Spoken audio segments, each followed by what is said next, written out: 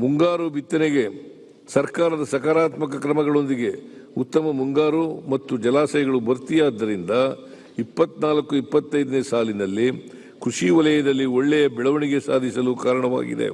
ರೈತರ ಕಲ್ಯಾಣ ಉದ್ದೇಶಿತ ಯೋಜನೆಗಳಿಗೆ ವಿವಿಧ ಇಲಾಖೆಗಳಿಗೆ ಕಳೆದ ವರ್ಷ 44,000 ಕೋಟಿ ನೀಡಲಾಗಿತ್ತು.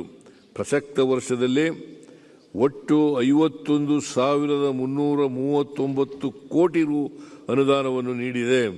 ಕೈಗಾರಿಕಾ ವಲಯದಲ್ಲಿ ಹೂಡಿಕೆ ಸ್ನೇಹಿ ವಾತಾವರಣವನ್ನು ನಿರ್ಮಿಸುವಲ್ಲಿ ಕರ್ನಾಟಕವು ನೆಚ್ಚಿನ ರಾಜ್ಯವಾಗಿದೆ. ನಮ್ಮ ಸರ್ಕಾರವು ಹೆಚ್ಚಿನ ಉದ್ಯೋಗವನ್ನು ಸೃಷ್ಟಿಸುವುದರೊಂದಿಗೆ ಕೈಗಾರಿಕಾ ಮತ್ತು ಉತ್ಪಾದನಾ ವಲಯದ ಸಮಗ್ರ ಅಭಿವೃದ್ಧಿಗೆ ಬದ್ಧವಾಗಿದೆ.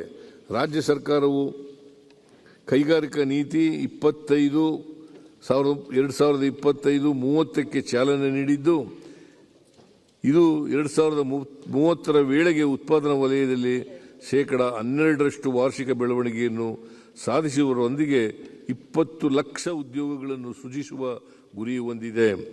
24-25ನೇ ಸಾಲಿನಲ್ಲಿ ಕೈಗಾರಿಕಾ ವಲಯವು 5.8% ಬೆಳವಣಿಗೆ ಸಾಧಿಸಿದೆ.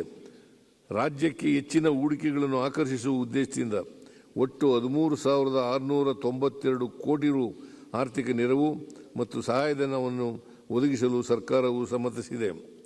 ಕರ್ನಾಟಕದ ಆರ್ಥಿಕತೆಯಲ್ಲಿ ಸೇವಾ ವಲಯದ ಕೊಡುಗೆಯೂ ಪ್ರಮುಖವಾಗಿದ್ದು, ಒಟ್ಟು ಮೌಲ್ಯವರ್ಧನೆಯಲ್ಲಿ ಸೇವಾ ವಲಯಗಳ ಪಾಲು 66%ರಷ್ಟಿದೆ.